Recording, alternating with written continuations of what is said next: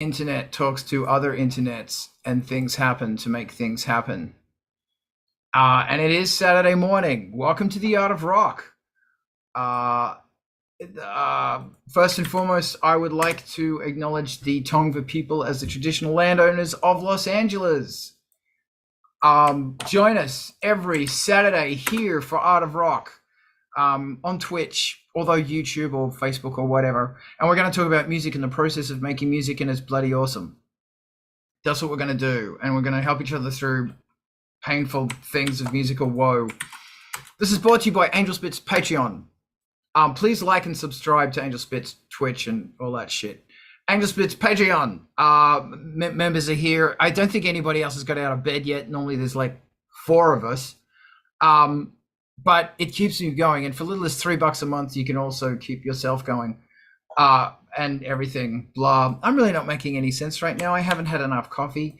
Deal with it. Ice Planet 9000's second album is out, and I'm very proud of it. It's 80 minutes of music. It's there. It's spacey, floaty shit. Meanwhile, in the background and putting it up onto Patreon, I'm working on the new Angelspit stuff, which is very fucking angry.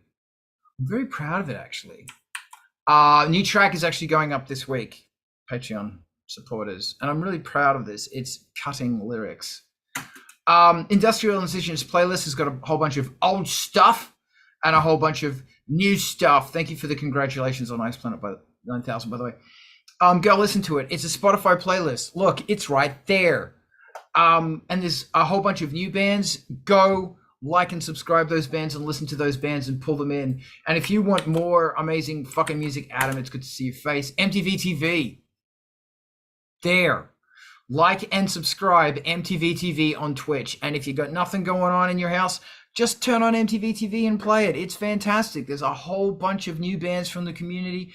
Great videos. It's bloody awesome. They also have a Patreon. Or if you've got music that you want played on MTV TV, there's their email. Email them and they will play you. If you have a podcast or anything like that, or one of these things on YouTube, raid back to MTV TV. Introduce your audience to this amazing bloody facility. It is bloody awesome. Thank you very much. They also have a Patreon. Go support that one because it ain't cheap keeping this very important resource going. 24-hour non-stop music from the bleeding edge. And after this, we're going to raid on over to MTV TV because it is bloody awesome. I had an idea for a conversation. I just don't think everybody's in the mood for a conversation this morning, but we're going to try. How do you make music when you don't feel like it? Great choice. Go. Ivan, yes, go. I talked over you. Okay, so I'll attempt to go. I've had a very bad week. Turns out that like really bad dehydration is something that builds up over time. And like by Wednesday, I was like acutely dehydrated, like badly acutely dehydrated. And that sucks all the life out of you. So like there's different kinds of don't feel like music. There's straight up can't, which like Wednesday straight up I couldn't do anything. I couldn't do math. I'm lucky if I could walk in a line. It was bad, and like I was lucky I could stay awake. I slept just slept.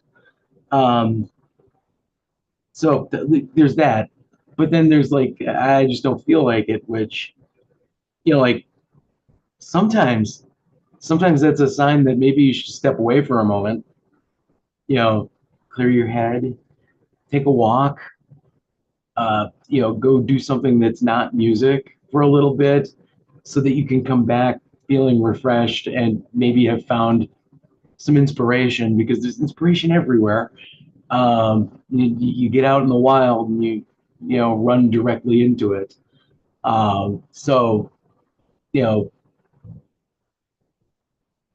Go do something that leads to music. Because it's going to happen. We're already like pre-configured to be able to do that. Okay, that's generally my thoughts. Keep going. This is great. Resi, jump in. This is great. Yeah. The problem I have with just coming up with an answer on this is I feel like I'm just going to force myself to talking about a lot of things that we've covered here and that seem like basic knowledge or logically, automatic things that people do. But I think the establishing habits might be an important part of this. And if you find yourself in this phase of not being able to or not wanting to or having things that are actually taking you away from working on music, like these are all different nuanced reasons to be away from it. And man, to come up with one answer for all of those things seems like I'm going to be just spouting bullshit. So falling back on those habits where you've got your systems in place and you've got your things that you love to do that are not in the name of productivity and not in the name of finishing a project, but are the pleasurable things. When you've got those habits, there's that much more likelihood that you can get back to it. And I guess like to try to be a little bit more specific, Carl, you and I were talking a little bit about like breaking the day up into areas of music practice that I always strive to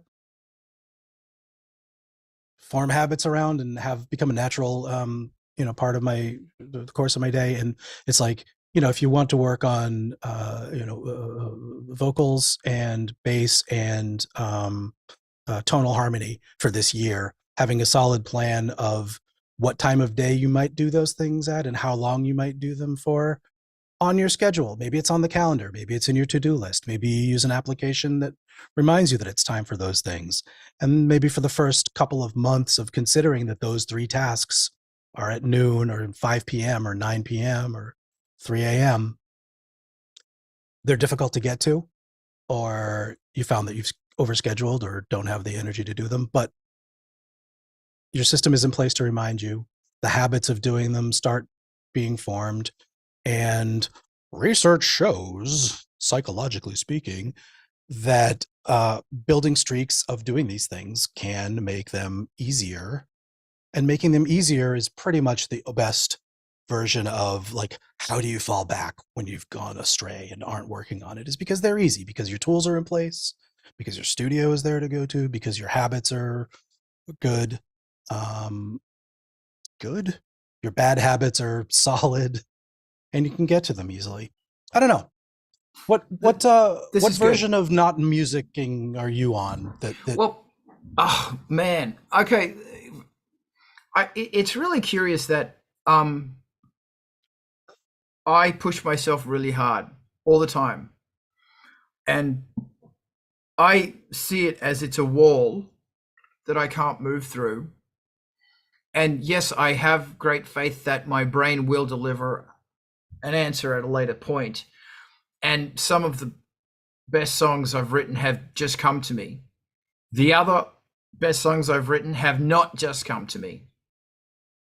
And there is one song in particular that most definitely did not come to me. I had to hammer and tongs. Actually, not many of them have just magically come to me. A lot of them are hammer and tongs. They're acts of psychological violence against myself in order to make these songs happen. And it's just I'm on an internet diet. Yes, here we go again on that one. To try and make my mind as focused on the hard work as possible, because making music, I think, sucks. I don't think it's a good hobby. I think it's shitty. It's a fucking, reading a book is a night. Playing with your cat is a good hobby. Reading a book is a good hobby. Music is a shitty hobby, because it's, like, if you're just sitting around fucking around, then that's great. Yes, do it. Oh my God, do it. And if you're fucking around with your friends, even better. But I find music to be a really difficult, arduous task where my head goes up my ass very quickly. And I spend a whole bunch of time trying to pull my head out of my ass. And I know other people are like this, because we've had this conversation before, like with where there's a lot of people about who struggle with this thing. The reason I bring it up is right now I'm working on a song, and just tell me to shut the fuck up. I'm working on a song right now, and it's like, here's a bass line that's really fucking strong. It's a good bass line. Here are a bunch of vocals that are, the lyrics are, Ivan, you've got the most beautiful meow meow. Keep hugging that thing. Hey, we've all got tabbies. We are the tabby club. But your tabbies are brown. Mine's grey. I have a silver tabby. You have bronze tabbies. Sometimes I insult her for her coat color, and she just looks at me like, I'm totally me. And I'm like, you're right. It's beautiful. Wow. Yeah. And it's the M. They've all got M's on their eyebrows, which I've never. A friend of mine said if they're tabby, they've got an M on them. Anyway, yeah. So I'm working on this song right now, and I'm really fucking angry. And you know what, Ivan? You are right, because like this morning when I was having a shower, I had this understanding that the problem with this song is it's talking too much. It's just going blah blah blah blah blah blah blah blah blah blah blah. Sure, vocals can do that, but if they don't do that, even better.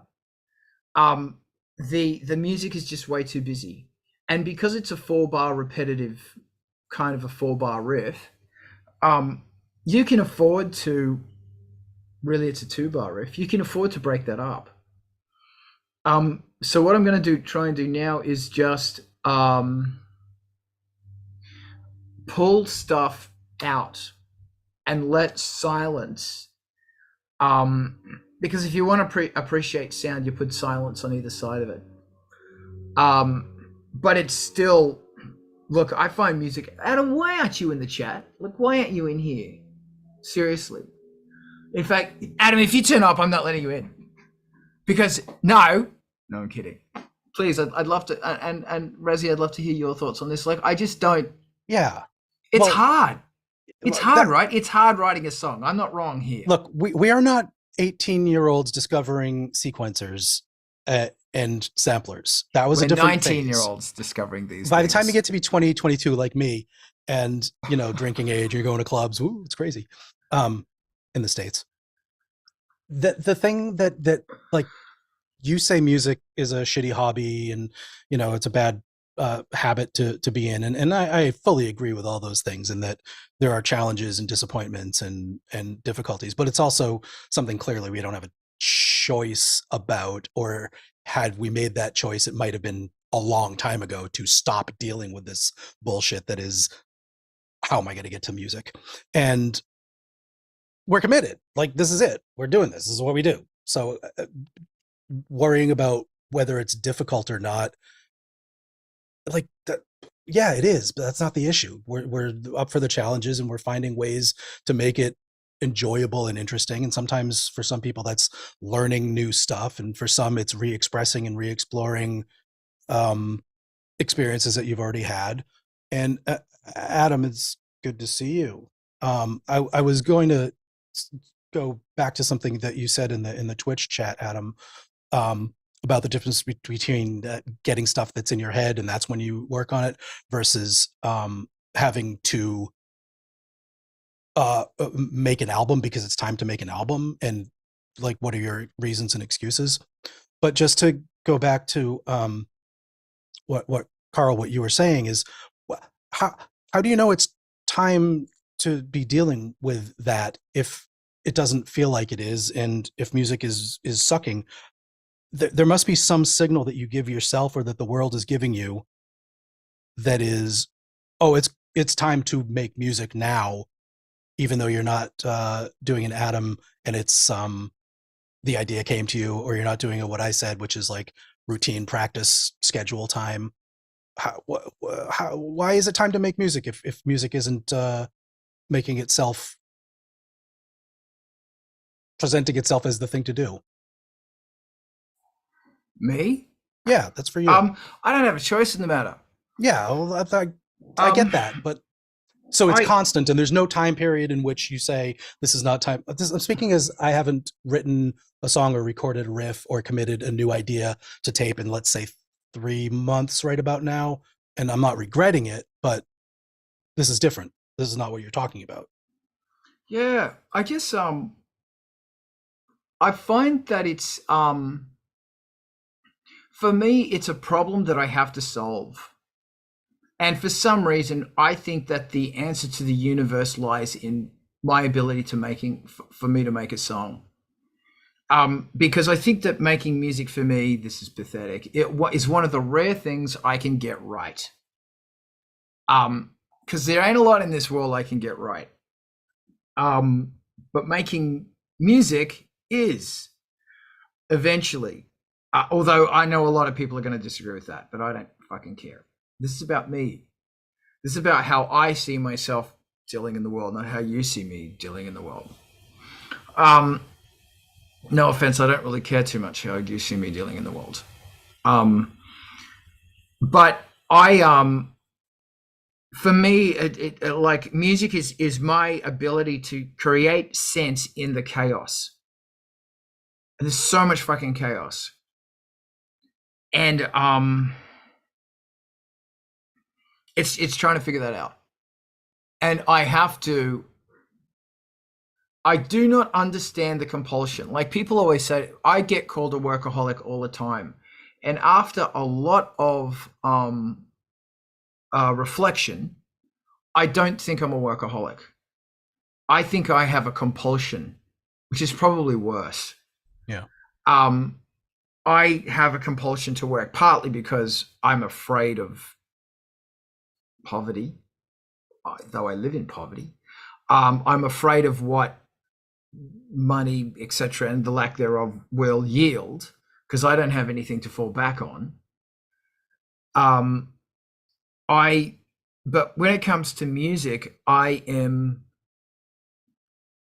can't understand my neurological compulsion to constantly, like I finish one song and I'm on to the next. I have I don't know how many songs I have in my line right now, like in my queue.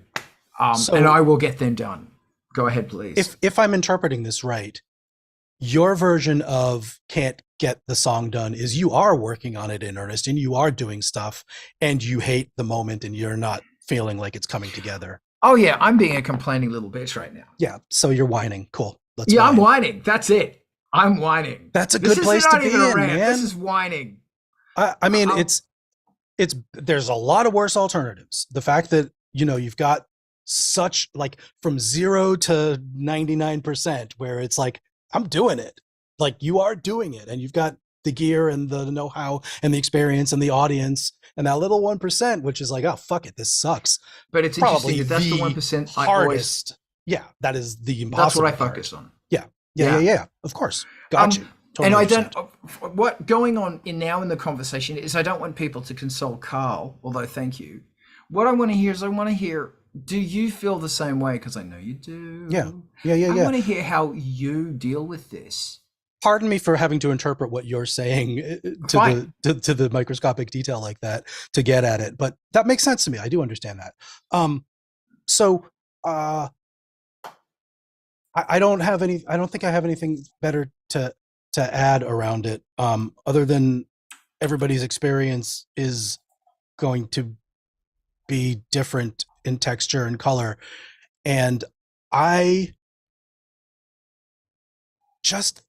feel like there's so many different parts of being a musician today in whatever area you're doing it that take up time and involve creativity and require your personality, that you can shift to something else. You can shift to the visual side, you can shift to the social side, you can shift to the musicianship side, you can shift to the recording part, and let go of the compulsion for 5 minutes. This is a challenge to you, I guess, in particular, to get that compulsion out of your way and let the creativity flow on something else that maybe is like only 80% is pleasurable and only 50% is involved with your inner drive to create, but still supports it and still works into the same life goal and identity building and, persona sharing and stuff. Get on I'm not saying go on social media if you're on an internet diet, but get on the painting, get on the blaster beam, get on the modular, get on the stashing, samples, get on the field recording, get on the thinking about what your live set is going to be like, get on the inventing new versions of old songs that you want to explore. And I'm going to wrap it up to say that my blockage, since again we're supposed to be answering this in context of us, not of Carl, the couple of ways that I have found that aren't surefire, oh fuck it, I have nothing to offer, I don't feel like doing music, are listening to other bands, specifically watching what they're doing, getting into seeing where they're touring, what they're playing live, how the audiences are responding, what instruments they're using, what melodic trends are going on, and what harmony progressions are current, and just like, because that changes every few years, man, and after a few decades of it, it's like, okay, this is coming back, I like that, I have ideas, and you end up with 15-20 riffs on tape that are going to be your songs for the next year. So listen to stuff, see what other people are doing as a fan, and sometimes that wedges me back into, oh yeah, I like doing that, and I did do that, and I have done that, and I want to do more of that. Yes, and somebody just put into the chat a circle of tone. I think collecting gear can add too much chaos. I want to talk about that, but first, I want to hear what Ivan and Adam has to say. Ivan, what are your thoughts? Yeah, I work a day job, like a full-time day job, like a real day job, and so it really, reduces the amount of available time I have for messing with music. Which good on one side because, I'm not just like oversaturating, but, bad on the side that like, oh, well, I want to get this track done.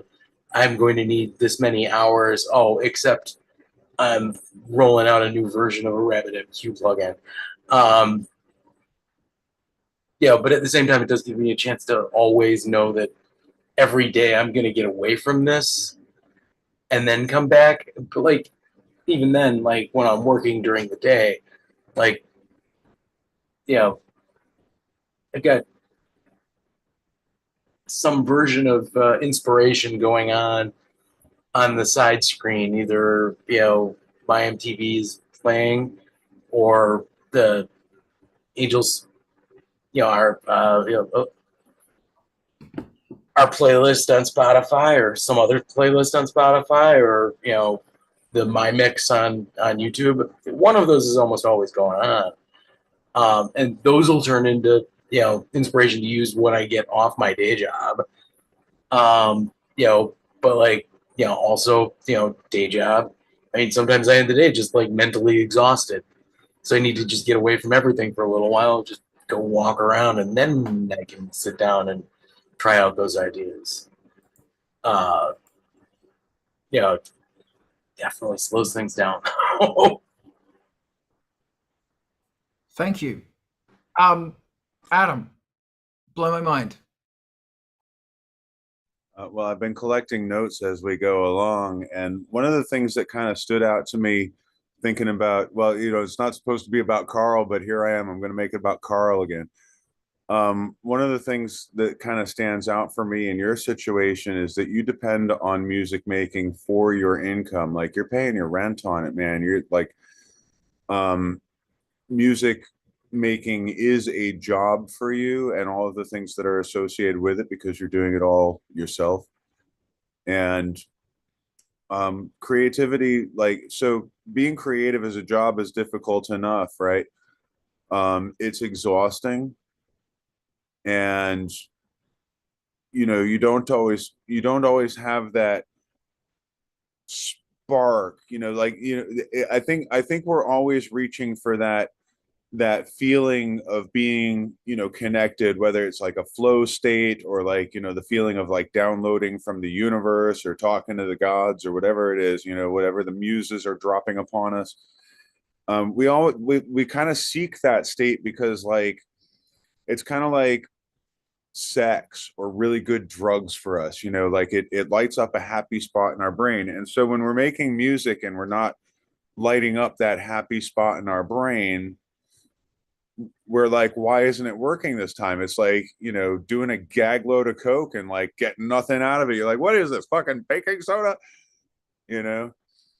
And sometimes you just, okay, so like I'm gonna create a little metaphor here. Like it's a cloudy, overcast, just after the rain, cool morning here, and I was able to go out and pick at my garden a little bit. And the reason I wanted to pick in my garden a little bit was to kind of clear out some of the stuff that's finished blooming, and clear out some of the dead stuff that kind of accumulates on the bottom, on the floor of the garden, you know, and you know, trim out some of the stuff so that it, you know, do the deadheading, right, so that it'll all bloom again, right? And I want to create the metaphor here and say, like, we need to do that with all of our creative endeavors. We need to do that with our music. Like, you know, one of the things that I think is very sad is that, you know, you're going like project to project. You don't have time to like sit back and enjoy the thing that you made. And I understand that, but at some point you have to. At some point, like, and it's that point, you know, like 6 months after you release the record or whatever, and you sit back and you look at it, you go, man, that was worth it. That's the reward. That's the rewarding time. Like when you listen back to the record and you go, how the fuck did I even do that? Like, where did that crazy idea come from? Wow, that was a really great solution to a huge problem that I was having. Those are the times that you finally get to be able to be proud of yourself, when you can listen to it again and listen to it objectively, right?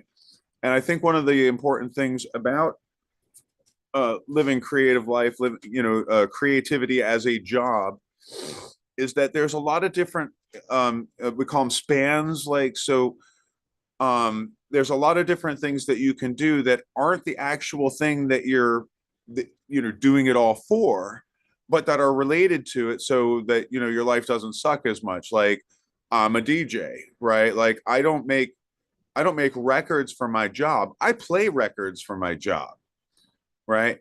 Like, as a craftsperson, like they're making jewelry and making music have almost nothing to do with each other except for artistic process, imagining something that isn't there, making it there, and hopefully coming up with new ways of doing things too. So like, it's always super sweet when you are able to trip over something that nobody's ever done before, and you're like, why the fuck has nobody ever done this before? MTV TV. It's like such an easy idea and nobody's ever done it before. And then I'm willing, and then you put the work into it to figure out how to make it happen, right?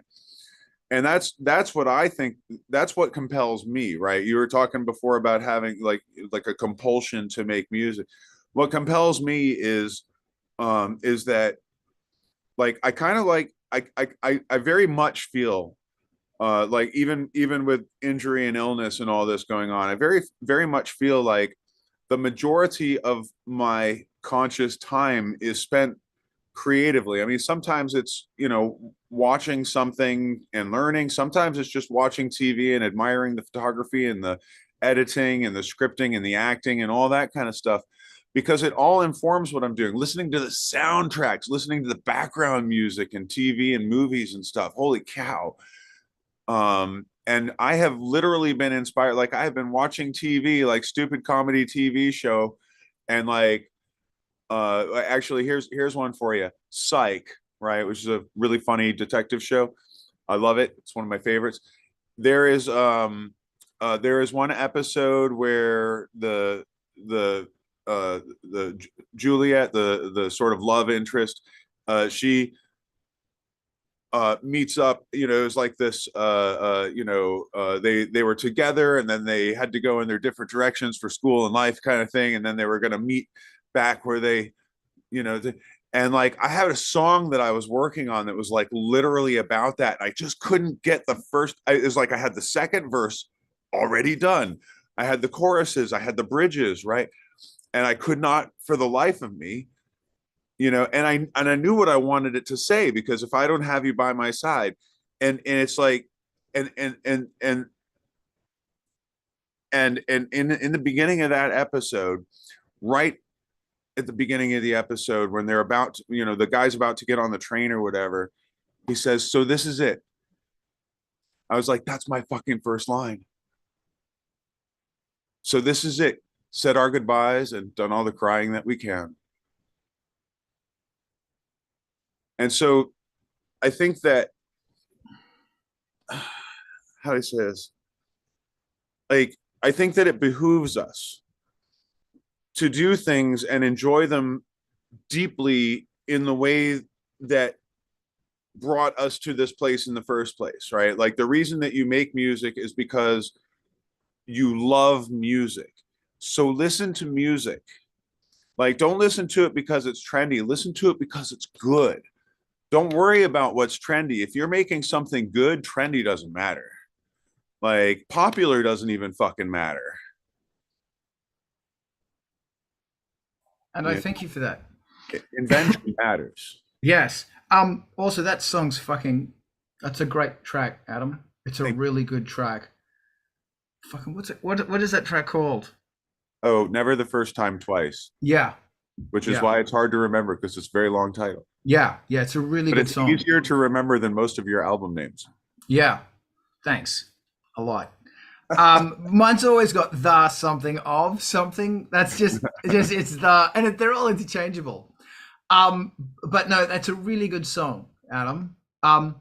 It's interesting. I have realized that it looks like I've been snorting fucking baking soda for a while now, and maybe it's because I'm watching too much Absolutely Fabulous of late. But thank you. It's just really interesting that, I can say that, like, I can look back over my time and I can say, well, I wasn't doom scrolling, I wasn't watching dumb TV, I wasn't doing this, I was doing these albums. At least I did something with my time. I think my point is, it's very hard. Like, it's really, really, really hard. And I, as usual, I've got to try and get back to the fun of it. And I had something else really brilliant to say, but I've, of course, forgotten what that was. So I'm just going to somebody made a really interesting comment about collecting gear. And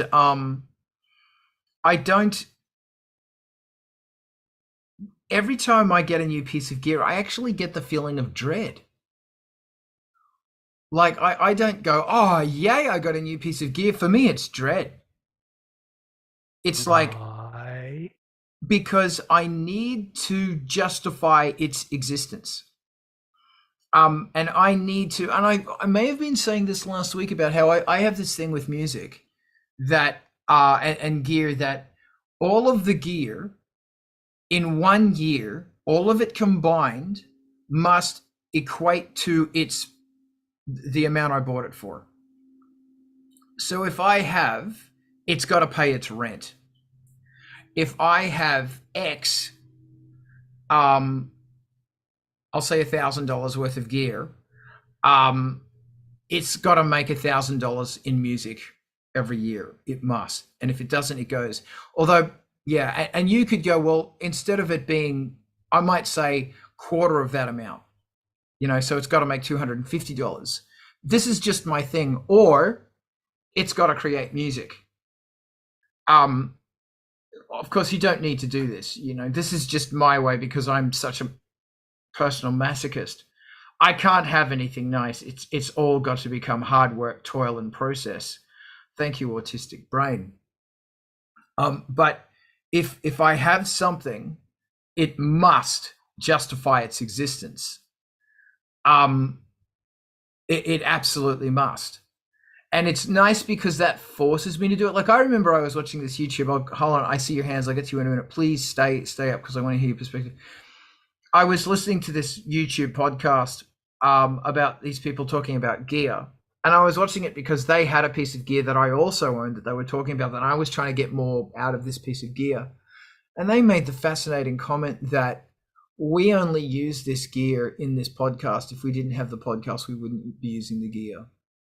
And that was for me a real that was a really interesting thing for somebody to actually admit that. And also to I don't know, it's the currency of ownership. But this isn't really about gear. This is about me trying to kick my ass and fucking finish this fucking song more. And I'll tell you something else. Sometimes with me, songs get to a point where, well, it's not going to be, it's not going to be this really epic Angelspit track. It's going to be a pretty good track. So I'm either going to force that track and let it to become this crazy piece of art, or I'm going to turn into a dance track. And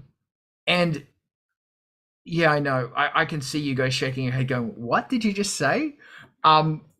Because for me, it's like I don't specifically write dance music. I just write music however it comes out. But if the track isn't working, like if it's not working, if it is a square peg going into a round hole, it's like somewhere along the lines, I fucked this thing. I broke it.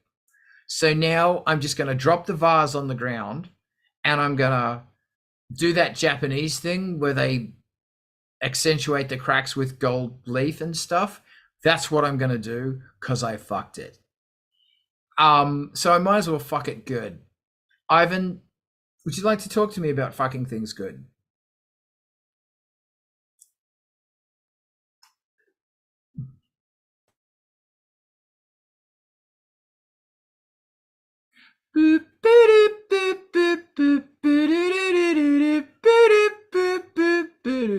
Fuck it real good. Ivan, how's that mute going?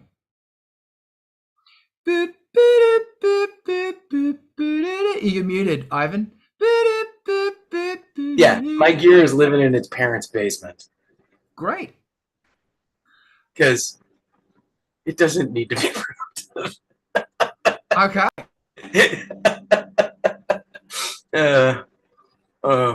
I'm bad. Okay, I'll let you go.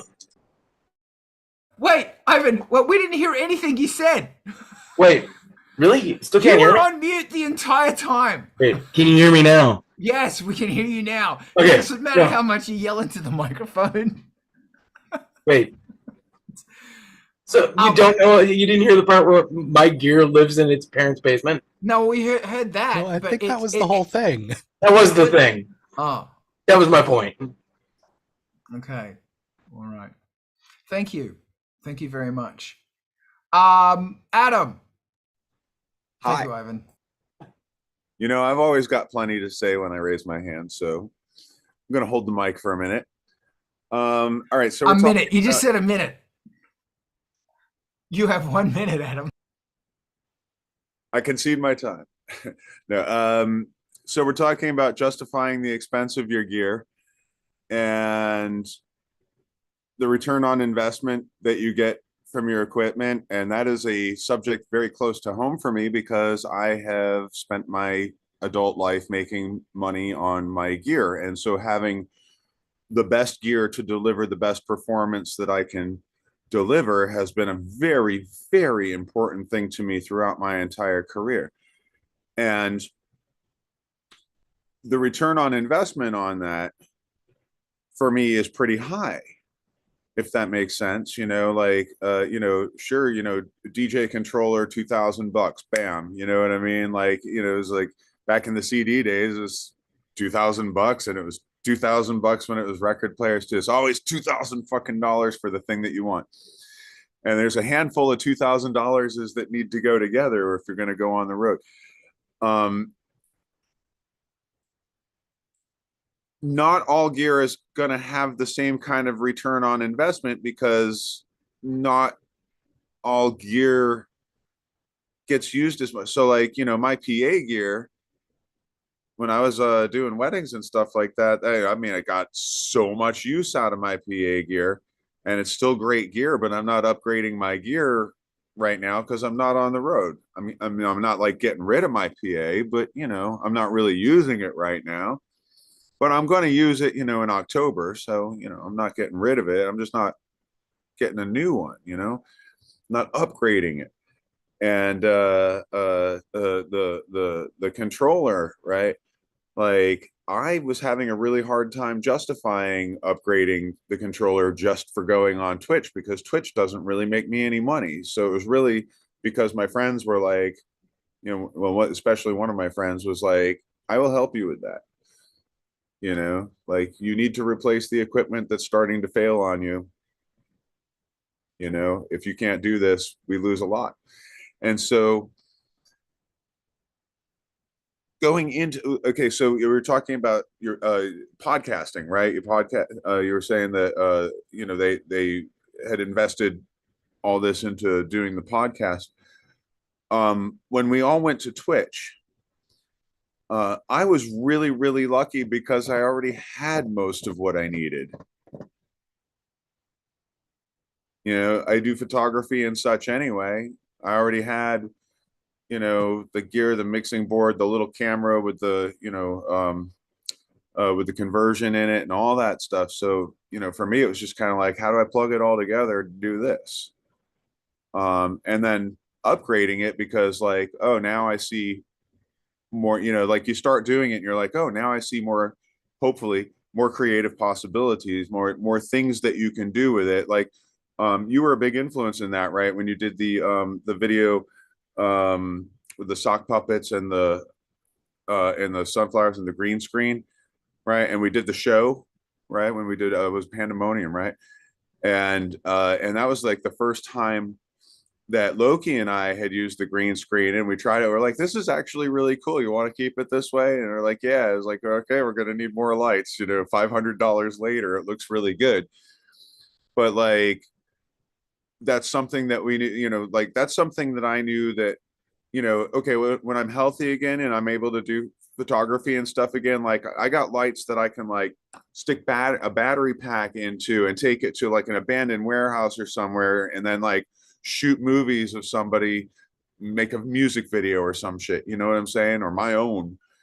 I've got green screen here, so that's that. It was the green screen that if it weren't for that show that we did, Carl, with the green screen and Pandemonium, MTV TV wouldn't exist, because all the gags, everything right from the very, very beginning of MTV TV, the hosting, oh shit, the cat's up on my gear. He's not supposed to be up there and he knows it. Psst, psst, get down. Yeah, he's not getting down. But then do you pat the cat? Or do you go, oh, you're so cute. Get off the gear, you're so cute. Is that what you do? Can I just ask you about cat disciplining for a minute? And then I want to get back onto MTV TV. Yes, you should fucking just did. Mixed You don't messages. discipline cats. You come to agreements with them. See, I got him coming over. Are you kissing him? Don't you step So on he my just got deer. all that His- praise for climbing Right, on the gear. exactly, Now he knows to do exactly. it. No, he got the praise for getting off the gear. The reason he gets on the gear is because he wants attention. So But he got attention and a treat. well, he didn't get a treat. I just pretended I was going to give him a treat. That's why. I think I'm a terrible cat dad. the other I ones. just think I'm terrible at it. She's here too. The two of them have just been here the whole time. Oh my god, I'm dying. Are they American short? What sort of cats are they? I don't know, mutts. All right. Like, what kind of cats are they? Ginger menace. Tuxedo Fantastic. bitch. Fantastic. All right. Now, you were talking, when did MTV TV actually start, Adam? It was a little less than a year after the lockdown started. It was January 21, I believe. Diana would probably be better at remembering that than I am. I'm not good with that kind of stuff. She's good. 3.5 years ago, says Diana. Yeah, Okay. yeah. It was January 21, I believe. Yeah. But anyway, I'm sorry. Yeah. Go on. No, not at all. Not at all. Was there a question there? Was there? Oh, no. We were going back to the gear thing, and we'll bypass the whole I'm a terrible cat dad. Everybody's well, we're not cat dads technically. They are our masters. So yeah. Pretty much, but well, the long and short on the cat discipline is like I don't yell at my cats. I mean, not any more than like get down, right, kind of thing. But like I will like at them, and they know that noise means I'm not happy. And I'll try that. yeah. I'll try that because Frank gets on the bench. Do not get on the bench where the food is. Do not get on the bench. Okay, so sometimes you just have to make the access less difficult. Like the reason he was able to get up on the gear is because I left the chair too close, and usually I put it back against the wall. Right, but I was, working on my crate for tonight, so the chair is closed. Yeah. So he was able to get on it because he was like, "Oh, Monkey was working on stuff. Now I can get up and I can play with the gear." Yeah. That's what he likes to do. He pushes buttons, man. I know. Well, Frank can easily jump 5-6 feet. 5 feet, easy. And he's like, I was saying to Rezi before, like I have to put stuff on all my gear because Frank's going, I'm working on that shit. Anyway, but I just want to, I railroaded you something, whatever the word is. No, You it's were okay. talking about something really I still know interesting where about I'm gear. going with it because I took notes. Oh, good boy. Go back to the notes. Please continue. Okay. So one thing I want to say before I continue on with this is that like everybody in this room right now is really, really smart. And so is everybody that's watching right now because they're really, really smart. If you're watching Art of Rock, it's a really, really smart thing to watch. We do this all the time, and we are always having these conversations on this. I mean, really very high level. There's a lot of experience here, and and everybody here is doing something a little different, and we all have a little different things that we do, right? It's what I would call a great deal of creative versatility, right? And I think that's important to have in your own life is a lot of, as much creative versatility as you can. I think it behooves you, I was saying this before, do a lot of different stuff because the things that you're doing will influence the things that you're doing. The other thing I wanted to talk about specifically on the investment equipment and return on investment. Earlier, I mentioned music as a job and working spans. Like I do DJing. I worked for Guitar Center for a while. Why did I start working for Guitar Center? Because there was one opening near me, and I was like, "Yeah, I'll work part-time for the discount." The discount's fucking awesome. And you know what? I worked there for a few years, and I got so frustrated, and I was like, "Fuck this place. I'm sick of this shit." I quit, and I went, "God damn, I forgot about the discount thing." And I looked around, and I said, "But I have everything I need." Yeah. So, pick up those shitty, like, it's like, you might find a job that you really like too. I mean, teaching, right? Teaching DJs is something I fucking love to do. I mean, I don't have like a shit ton of students, but the ones that I've had, I am really proud of. They've done amazing things. And so teaching is really rewarding. And, it's $50 an hour besides. And you make good friends doing it too. That's the other thing. You make good friends doing it. You're bringing you're bringing your creative experience into somebody else's life. That's a fantastic fucking return on investment. You can't beat that kind of return on investment because the person that you're bringing up now is going to be the one that books you 5 years from now. Like, the thing that you want more than anything is for them to surpass the master, right? It's like you want them to be. And so in the course of doing all this DJing and stuff, I'm just going to throw this in here. This is a sidebar. I realized that there are basically two kinds of DJs, and there are basically two kinds of musicians. It's the same two kinds. There are the kind that want it to be easy, and so they don't have to think about it, right? And then there are the ones that want to master it. Do you get what I'm saying? Yeah. Okay. I concede. No, that's great. Thank you so much. No, that's the thing though, is that for some people, music is entertainment. That's great. For some people, it's therapy. For some people, it's like a religious calling. And that's the really interesting thing. And all of those three things are justified.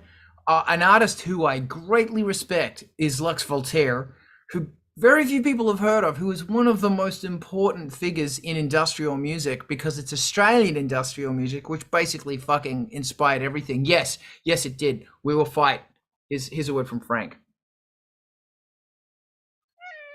Well said, Frank. Go walk all over my Moog. Yes, he's going to do that now. But the funny thing about Lux is that Lux makes music for himself.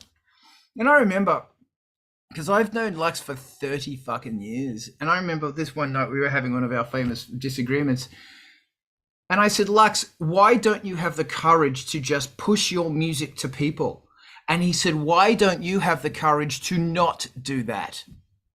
Why don't you have the courage to just use your music as a form to heal yourself? And that's where I shut up, and I didn't actually engage him on that argument ever more because he had such a good point. But I will say, go listen to Lux Voltaire because it's fucking brilliant. And that bastard has so much gear. Alex, go. Hello. I'm quite the opposite. I don't think I've ever regretted a purchase in the last 10 years of music equipment.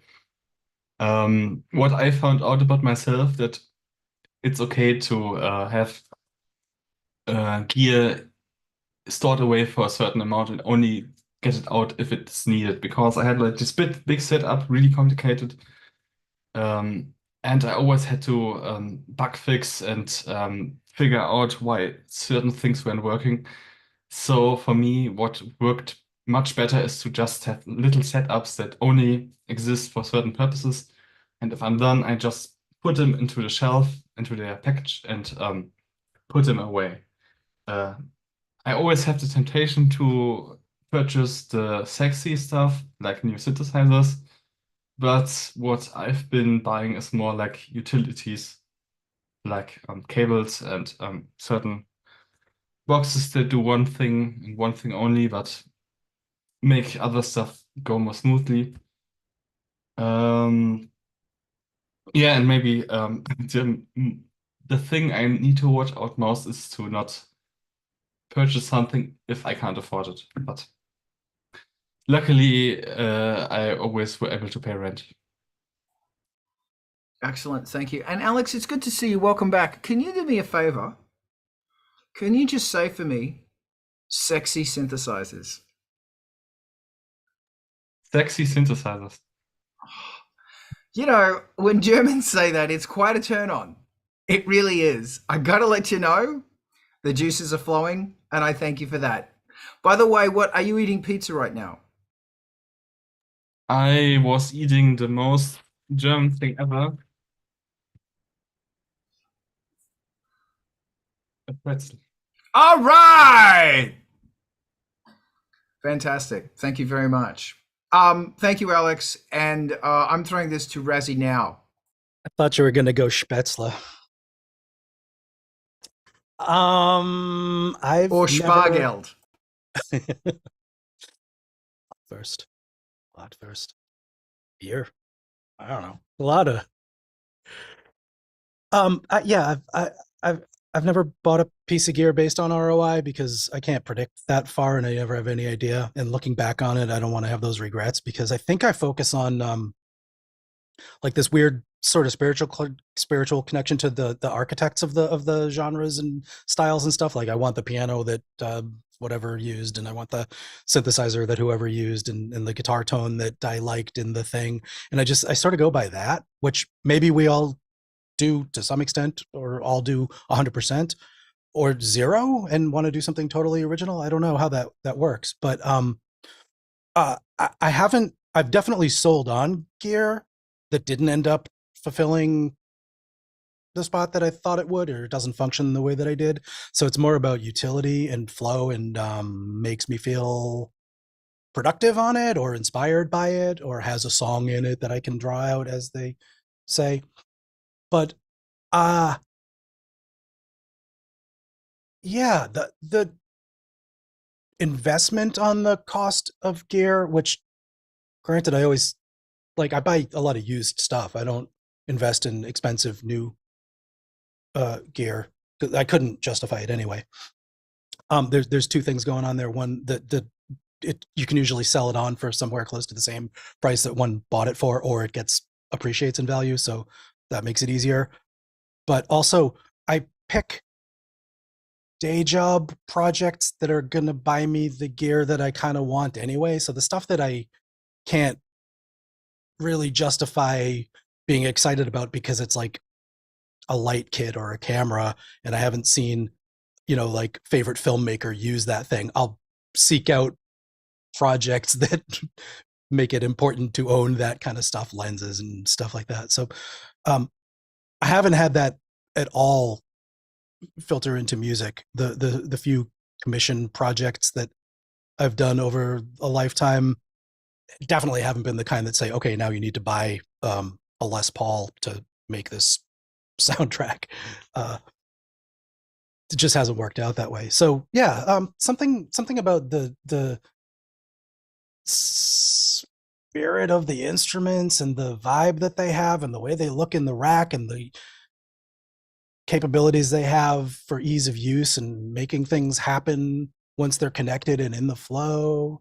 And then of course the sounds they make when you end up actually banging on them and doing stuff. But yeah, I think it's definitely not a financial, return going on with these things. It's definitely a inspirational and spiritual kind of one.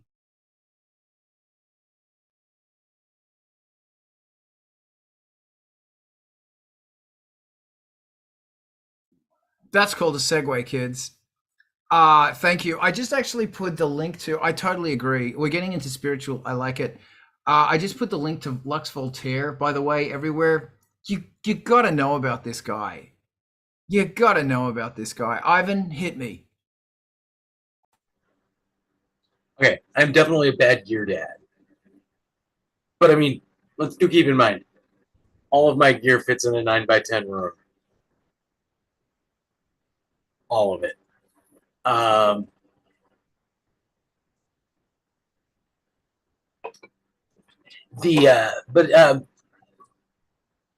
live in a very old house. It's 126-ish. And when I moved in here, like I'm doing there's a lot of carpentry going on here because this place had been neglected for like 40 years. One of the things that home renovations has taught me is, which kind of applies, is like I won't buy a tool or a part for the house if I'm not going to use it soon, and use it up. Because like home renovation projects so quickly turn into material handling projects. And, like that material handling, if you get it wrong, you suffer. Also, like wasting money on parts that you're not going to use right away, it just turns into wasted potential because you perhaps could end up using that money to do something more useful. Yes. Very true. Okay, this is good. Alex, hit me. Raziel talked about buying gear of your heroes, and sometimes I try to get stuff. If somebody has a sound I like, then I try to figure out what they're using and get that. But sometimes I also deliberately take the option that's not as popular in the hope that I may sound more unique. I don't know if that's a good idea or bad idea, but that's just how I work. All right, fair enough. Fair enough. Adam, hit me. So I'm so sorry, Ivan. I wasn't laughing at you. I was laughing with you about the amount of.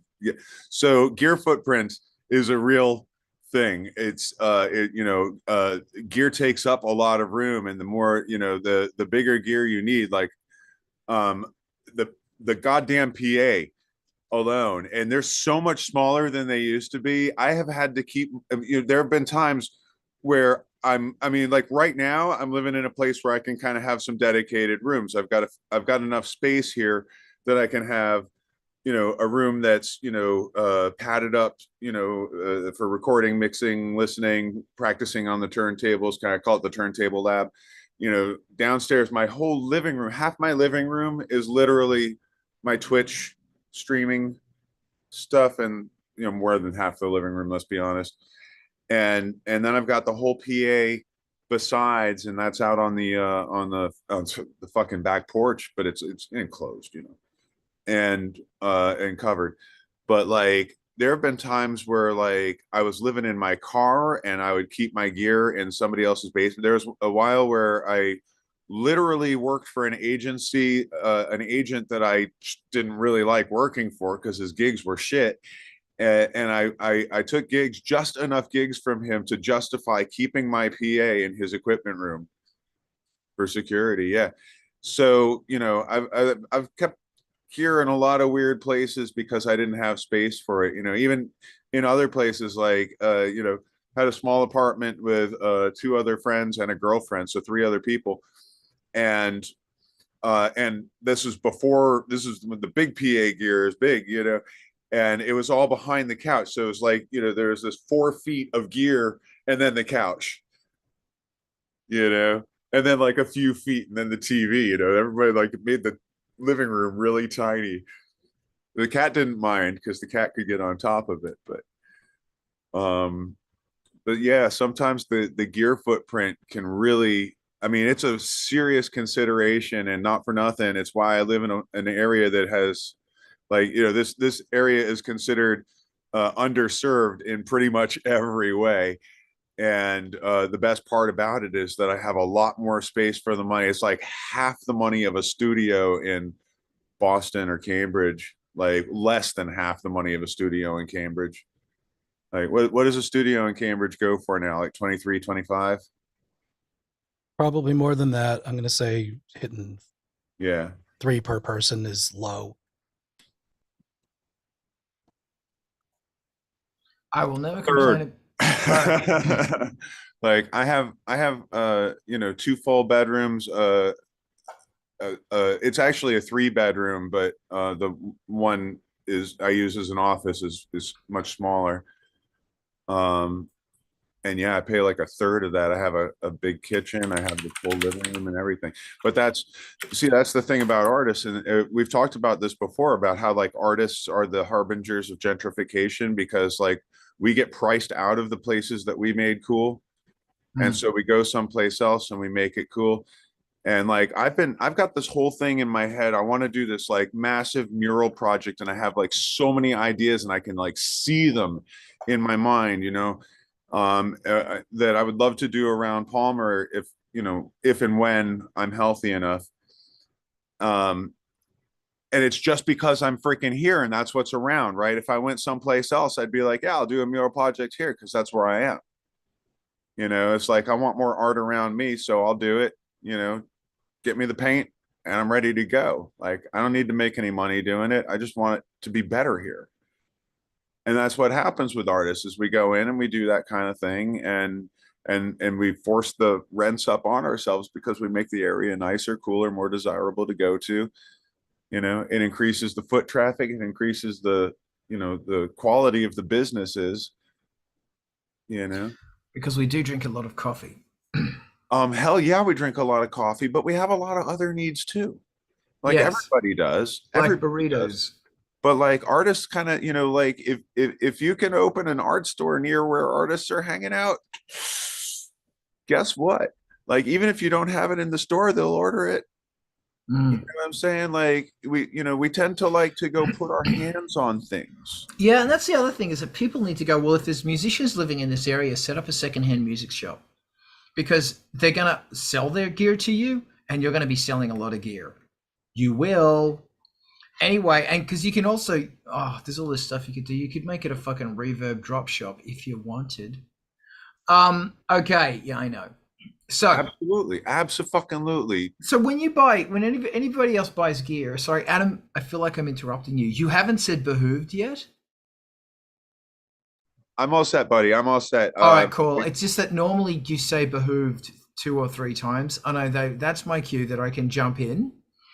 But this time you haven't said behooved, not once in that last rant. So I just wanted to make sure that you can behoove this to me now. Concede.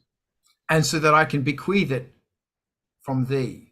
Did I get that right? I don't know. Somebody else. I heard a joke about that, but This is not an appropriate place. So does anybody else, when you buy gear, do you go, oh, this is X months worth of rent? Yeah, okay. Seriously, wow. People are saying no. I don't know. I'm not going to talk about buying gear. My house is paid off. Okay, well, all right. Fair enough for you. That was quite a maniacal laugh. Could you do that laugh again, please? That's great. It's funny because when I bought that cheapest house on the block, paying it off was made easy by the fact that it was cheap. Good. And now it's not cheap because artists live there. It was funny that after we talked about how we're going to discipline our cats, Frank he jumped up on the chair, went down, looked at me, looked at the MOOG, looked at me, and I went, don't you fucking dare. Jumped on the MOOG, which is now got like a blanket over it, and he threw his head back and meowed really loudly as if he was King Kong standing on the Empire State Building. You little bastard. Anyway, this is really fascinating, and I think that I'm always amazed at what is it that drives an artist to do, like, beyond compulsion and all that shit, but what is the chaos that drives an artist to make the art, or to get motivated to make the art? Because I saw this thing on the side of, no, I won't go into that. I'm always, and for every artist it's different, and what you want to be able to do is go, well, I have figured out what that thing is, and it's this process, and I've bottled it. Then all I have to do is drink the fucking liquid, and that might be burning candles or whatever, but it's not.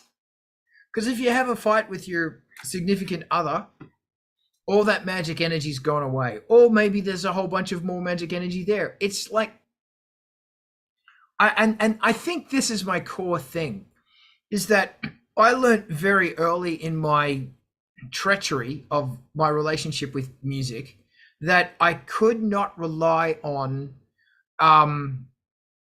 they taught us this at university. You can't rely on your surroundings and your environment to be in the mood, because mood is for love, play, and cattle. Thank you. Anyone get that? Yeah, here he comes. You can't be in the mood to make music. You've got to just fucking make it. Because if and it's another really curious thing is that when I work with other musicians, and it's something that drives me fucking nuts, is that we, myself included, put hurdles in the path of creating something. And that hurdle might be, oh, we're going to do blah, blah, blah, blah, blah on the computer. Oh, I have to repatch blah, blah, blah, blah, blah. I have to do blah, blah, blah, blah, blah, blah, blah. Meanwhile, you're not making fucking art. You're fucking around. Because you don't have to do blah, blah, blah, blah, blah. Connect this bullshit to that bullshit. You don't have to. You might have to get clock and MIDI going, granted. But if you are going to do that before the fucking session. The session starts at 8. That means at 6 you turn up and start wiring shit together, because at 8 o'clock you start making music. If you don't treat this like it's a fucking business or whatever, then you're not going to get anything fucking done. Drives me mad. Yeah. So that's all I got on that one. Ivan, take me away. No, get the tech done before the music making starts, because otherwise you'll spend all your time on the tech. And this applies to bass players and guitarists as well. You know, get tuned before the session starts. You know, replace your strings before the session starts. You know, it doesn't take that long to get it done when everybody's comfortable in drinking coffee and screwing around. It turns into a freaking nightmare when you're like middle of actually making something, though. It's something else that was humorous or smart to say. I'm at a loss, though. I know. It's fine. I feel it. I'm reading the comments. The comments are very good today. Thank you, everybody in the comments. They're actually kind of funny. They usually are.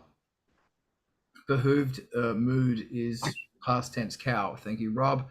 Ivan, did you want to throw anything else in there besides a maniacal laugh? The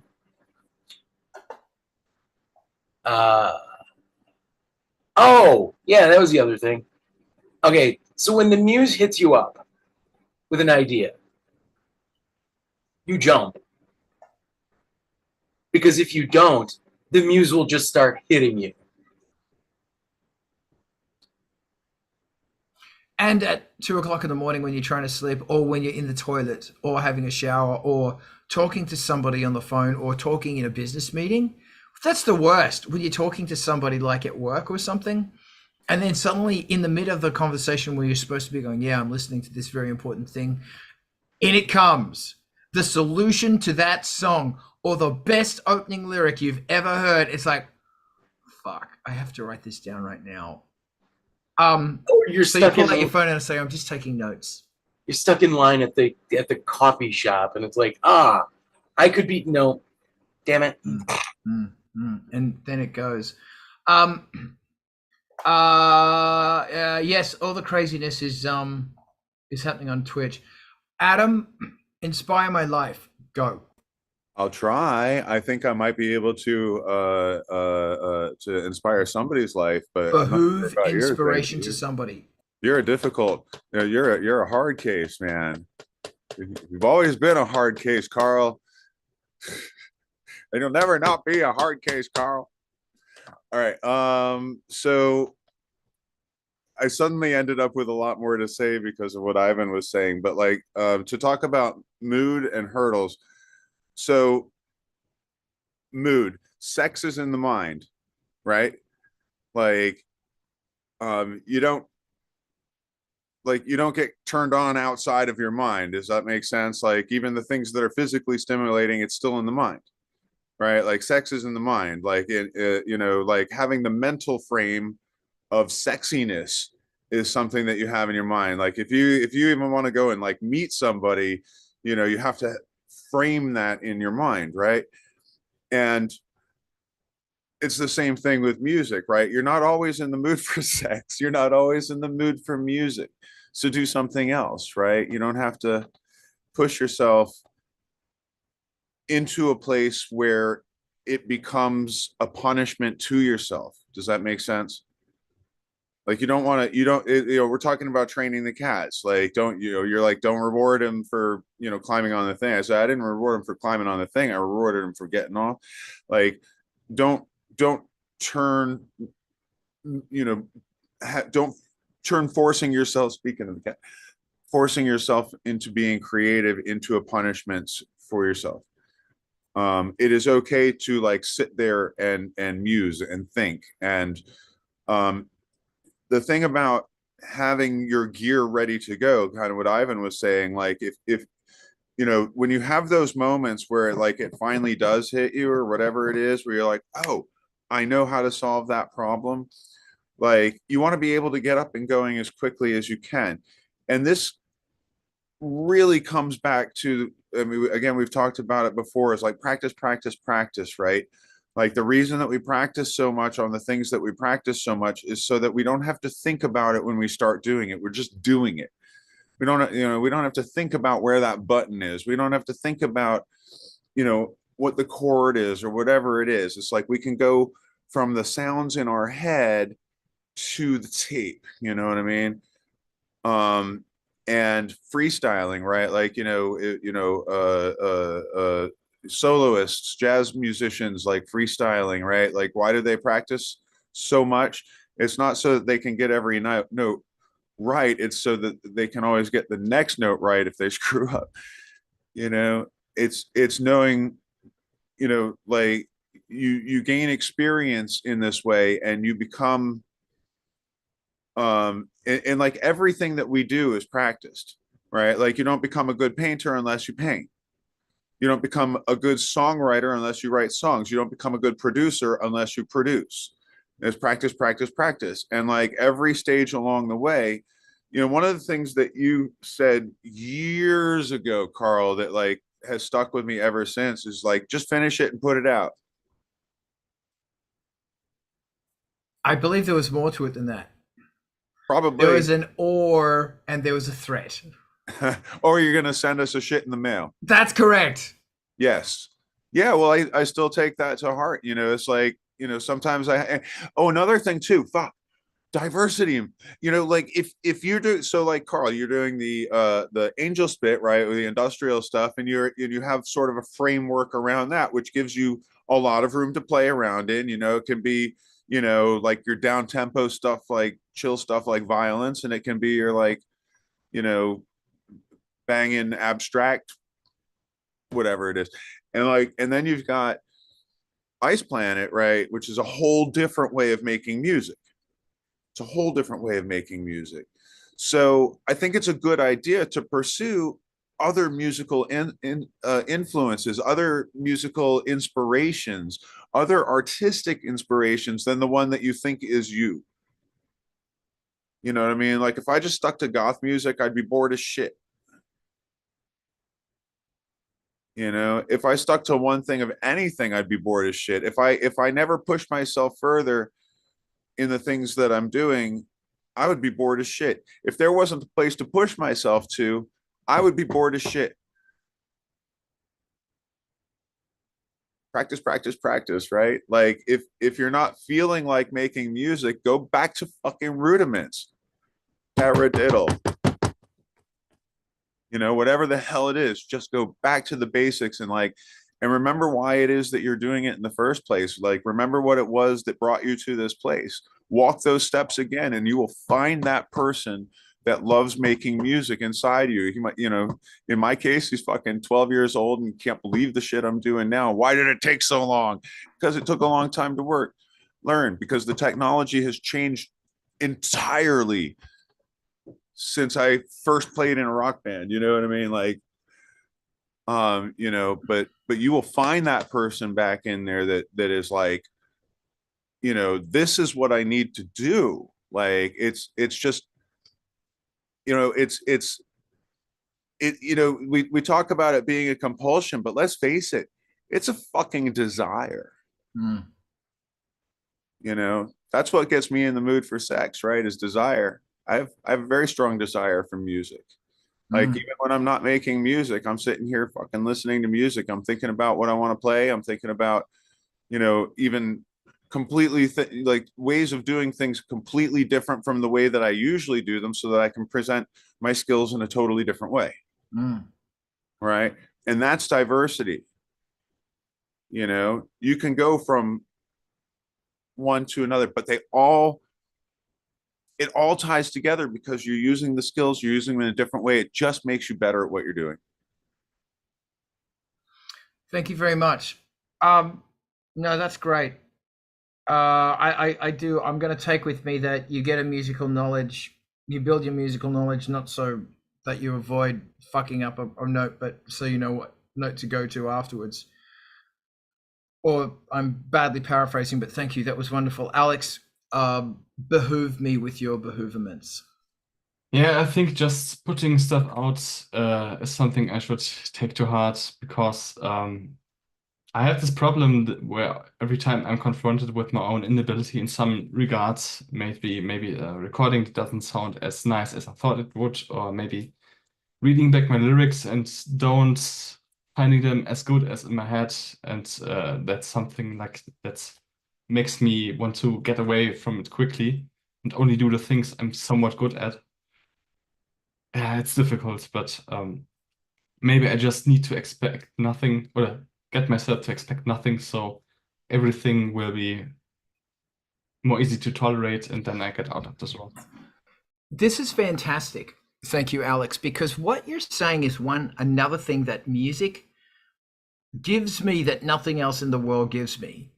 And that is the ability to practice courage. And the ability to practice risk in a relatively safe place. Or not anymore. Gee, I don't know. Forget that last bit. But it is courageous to make music, to make art, because you think it's shit and you hate it because you've heard it 300 times. So you think, oh, this is crap and no one's going to like it. And it's not what you want, but it might be what someone else wants. And that's the beautiful conundrum of this, is that I have several songs that I don't like, but I've met people and they go, "Oh, they're my favorite song of yours." Excuse me.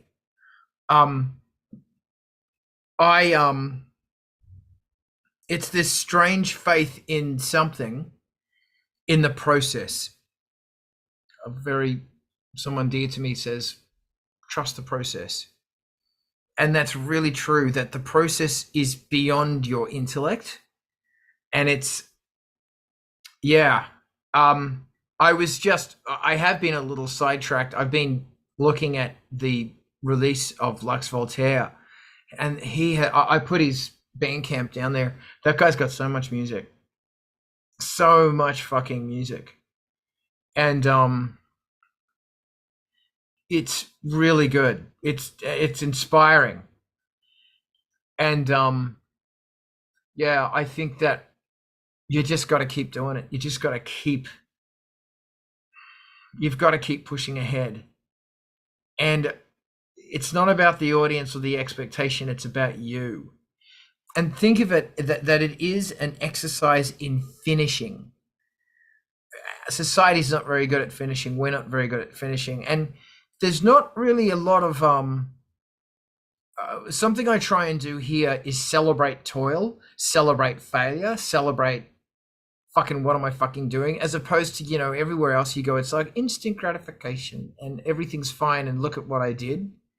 Here it's, my song sucks, I hate myself, I can't do this, I don't know what's going on, I can't finish it. And I don't want to change that, because every single fucking artist I know, I have not met one artist who can genuinely get into who's never been in the place of this sucks, I suck, everything I do sucks, I hate myself, I'm giving up. And for a lot of artists, that's every single song, every single day, every single brushstroke, every single decision. Peter Sculthorpe, the famous Australian composer, once said how songwriting is an exercise in making decisions. Every single note is a decision which leads to another decision, which leads to another decision. And you are going with those decisions, and you're going to make something happen of those decisions. Incidentally, I believe musicians are at one of the lowest risk groups for Alzheimer's and or dementia, because your brain is constantly engaged in you are constantly engaged in the art of decision making and the toil of it. Yeah, it's funny, man. I don't know how much music I listen to because I enjoy the music or because I go, fuck, that bass line is good. Holy shit, the phaser on that's the best. That's a Bode phaser. Nothing else makes that phaser. Although I have recently discovered another phaser that sounds fucking awesome. But that's a Bode phaser. Or that's a Badstone phaser, which costs 1/10 as much, but it sounds just as good. All the music I have in this house, I just go, fuck, what a great album. I was listening to Dark Side of the Moon the other day, and it struck me, it's really short. It's a really short album. I've never thought, to me, it's this eternal work, but it's actually really short. Dark Side of the Moon. Wow. Adam, hit me. There we go. If you don't mind, I'd like to run down something you said a couple of minutes ago there. But I want to set it up real quick. Because you mentioned like the Alzheimer connection and that sort of thing. And I think a lot of that has to do with musicians building memory skills.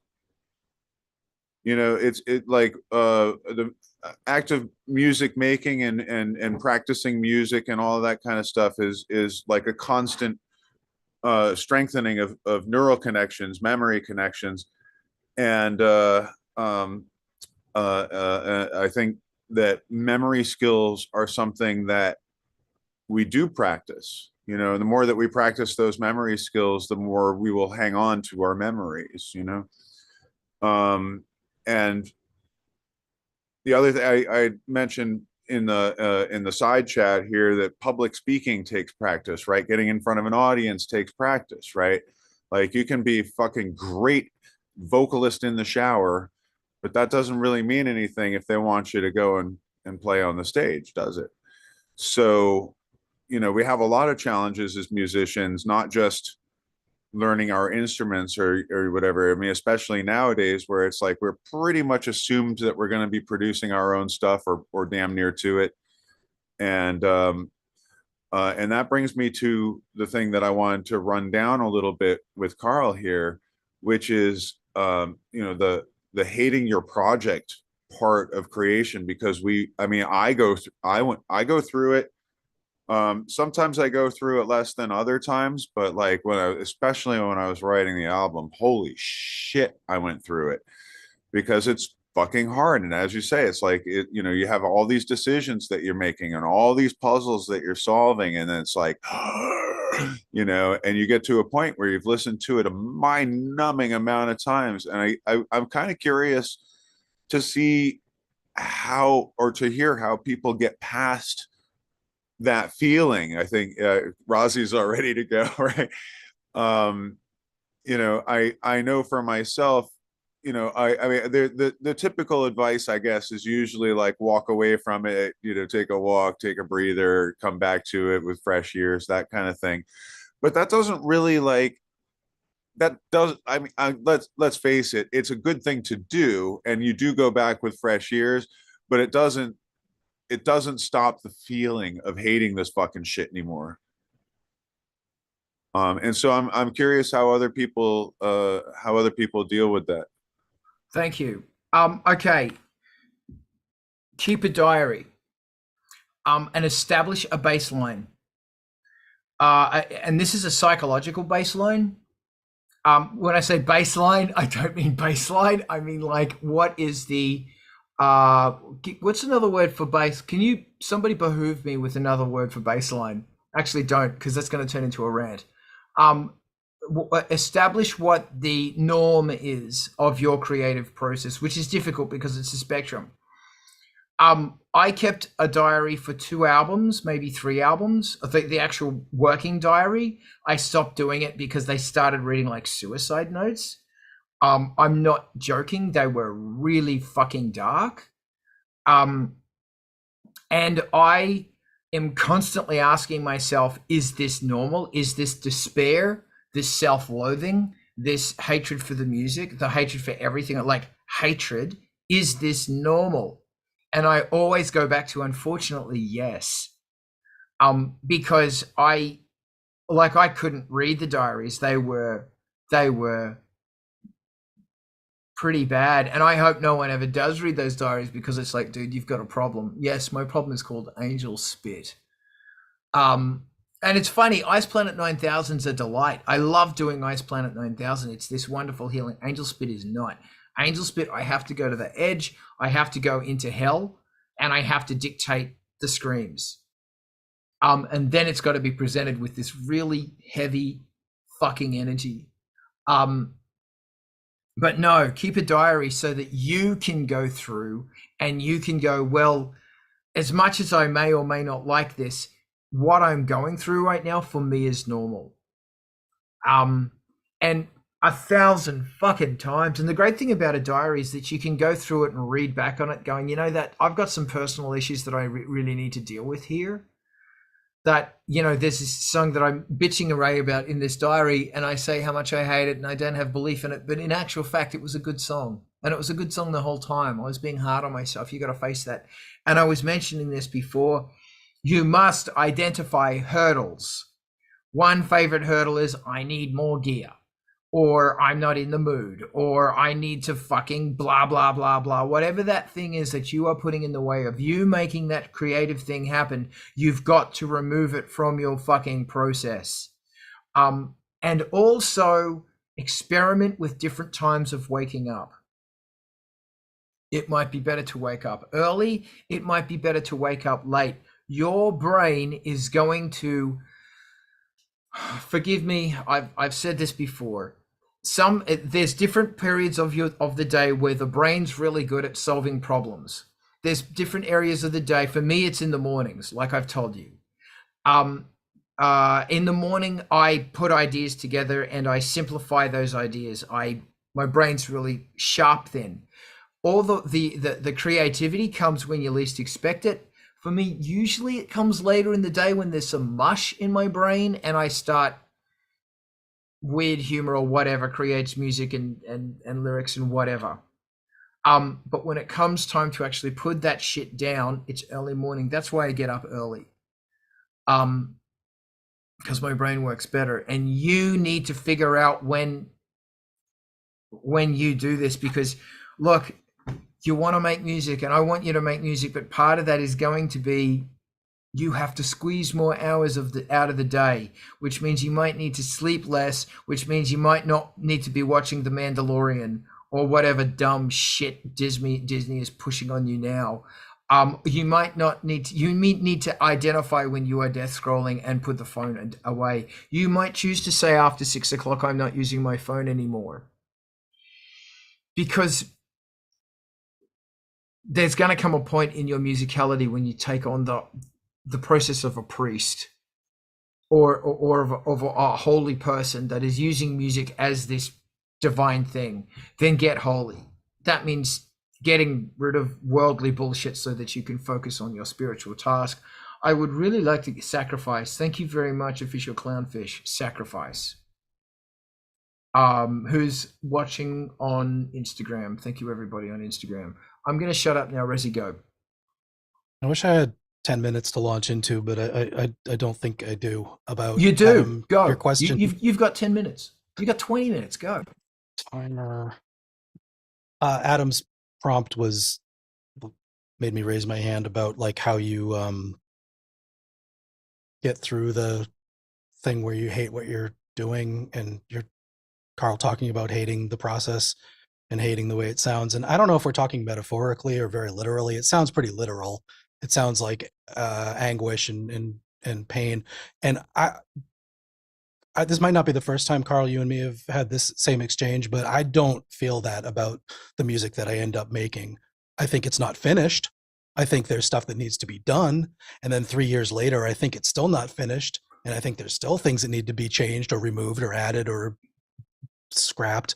If I may ask, yeah. Do you feel that way about the process or the final product? Let's separate those into two different things. The process is always difficult to get to no matter what until it isn't, and that's somewhat of a mystery and part of what we always talk about here. But the stuff that I'm listening back to or hearing myself play, sing, no, I don't feel hate. I feel possibility. I feel unfinished process in the making. And it is like literally one of the only places that I can find that kind of sensation. So it's part of why I do this, I think, in the gap between what I think I made and what I think I can make out of it. And I throw stuff away all the time. I mean, that's fine. Like, this isn't going in that direction. Come back to it, make it a different thing. Totally cool. But in the music that I'm making to be released, hopefully, there's rarely that kind of disdain for what it is presenting back to me. I don't feel a motivation from that. If it's a shitty lick, I don't go back to it, I guess. Shitty by my own estimation. There's no universal judgment of a shitty guitar lick, maybe. But so, I'm not totally lost in what you're saying, but Adam, my thing is power through it and only keep the stuff that's giving me the hope to carry on with it. And then maybe in a year it turns into something. Maybe I've found a place in the track, and you know what? Maybe that thing that was so great got killed and muted and maybe even deleted in the final version .final 3.0.5 thing I saved. And if you go back in the history of the thing, there's probably some gems in there that I started to dislike and abandon. And maybe it's the abandoning things. Maybe it's the everything else feels like I hate it and it's difficult. So maybe this stuff is respite from that. I don't know. It's hard to describe, but I think the distinction is worth making. And then Carl, you're asking about the process. Also, I'm going to go maybe a little nuanced on this. It's hard to get to work, for myself. It is frequently difficult to arrange discipline and put a date on a release that I got to work toward and finish. That's impossible, difficult sometimes. But I don't feel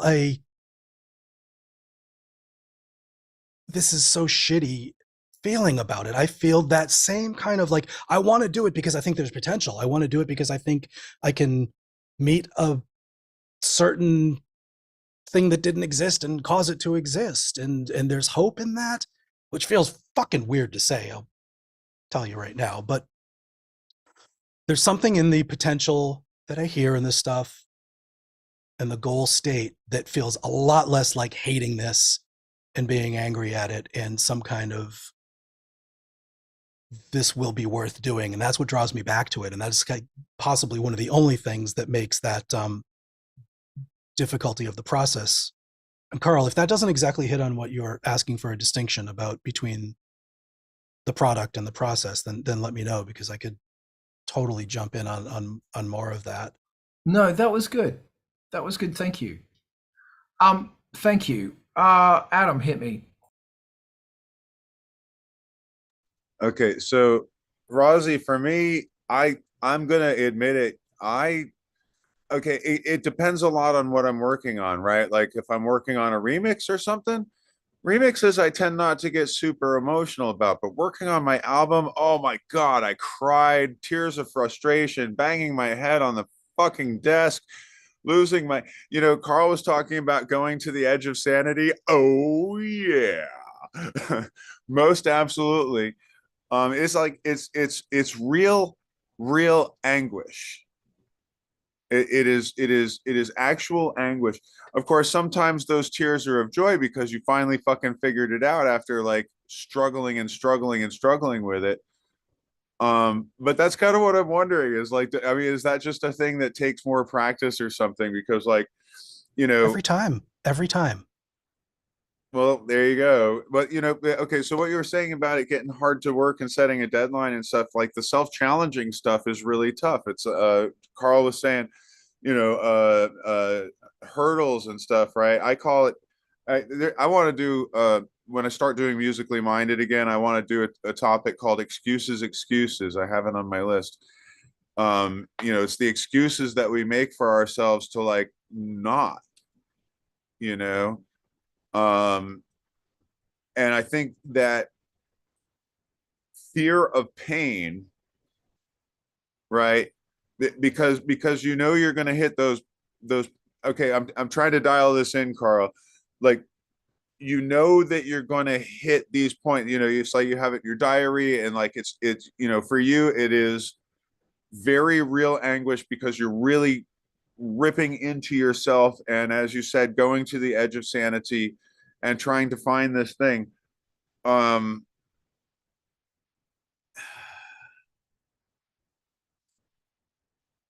don't know. I guess it sounds to me like for Razi, it's kind of like this binary yes no thing. It's either it's working or it's not working. It's either working or it's not working, and I totally get like throwing away track after track, like it's like certainly especially when you're trying to sort the sounds together, like these sounds don't go together, but you like what you did with it, so you got to do something, and trying to find the things that do work together can be very frustrating, but it's also I mean, it is part of the process. I don't know, Razi, I feel pretty strongly about your music, so I'm kind of surprised to find out that you don't go through the same anguish that I do listening to it, man, because it is soul. I think it's really important to stipulate that I absolutely do.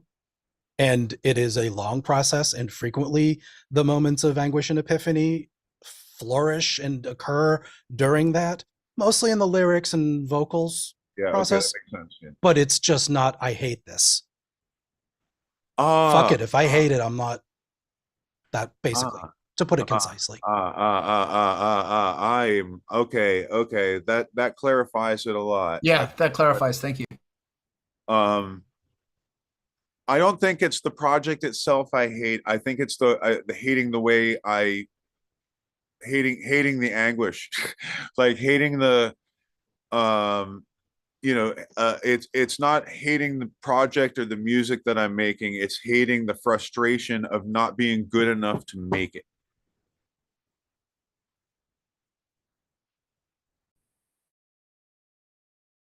Okay, yeah, thank you. Thank you, Adam and Razi. You just really, yeah, I don't hate the music. I listen back to my music and I actually go, you know what, this doesn't suck. I kind of like it. Although when I recall the music in my mind, I hate it because the music I'm used to is the working version of it. That's seared into my memory is a song that didn't work. But then when I listen to the song, it's the version of the song that did work, which is technically the one that I spent the least amount of time on because all the time I spent on the song was making it work, which is an arduous, painful fucking task. I don't hate the music. I kind of like it, but it is the process. Thank you very much for pointing that out.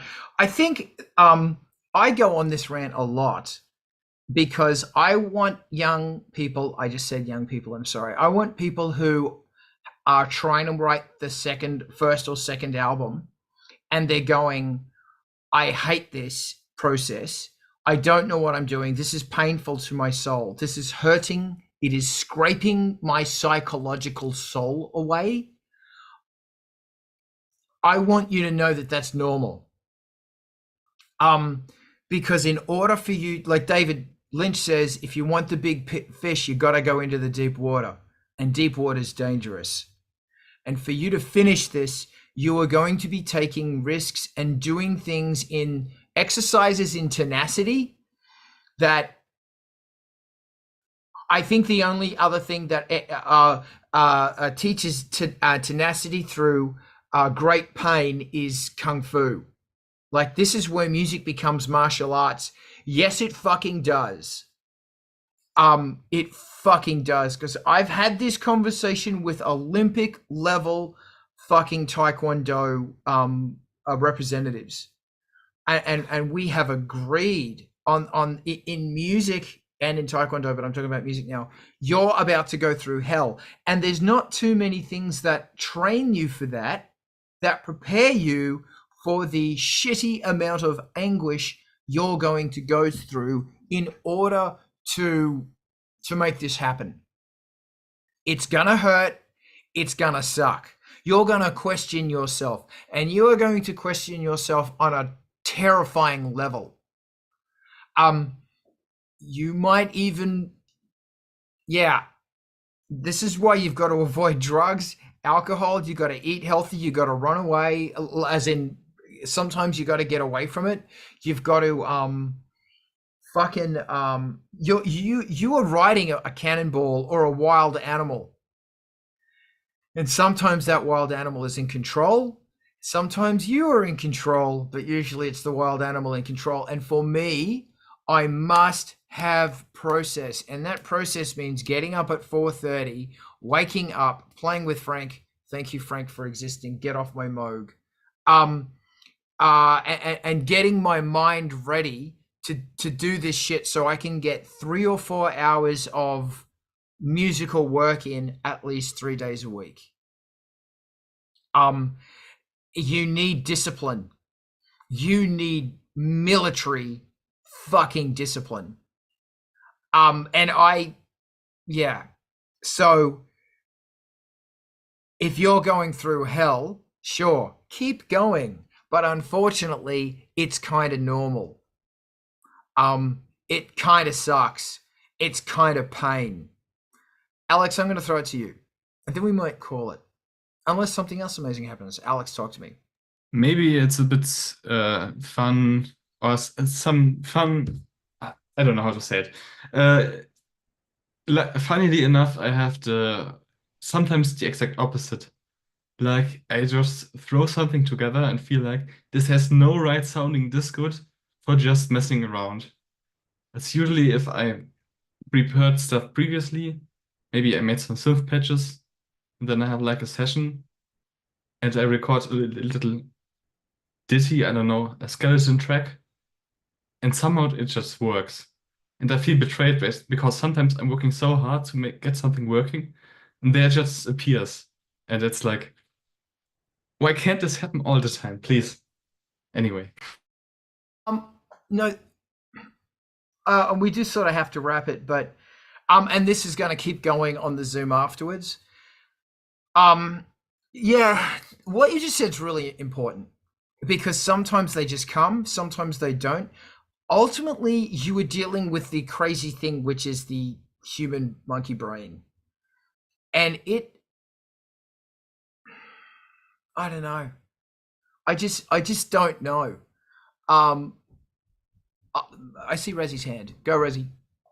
I hope you don't regret throwing to me at this very moment, because you mentioned the phaser about an hour, half hour ago, and you didn't tell us what the awesome phaser is. I have a small stone pedal. I do enjoy it, but what's better than a Bode? What's going on? Okay, so the small stone, if you don't know, is the Electro Harmonics copy of something, of the Bad Stone.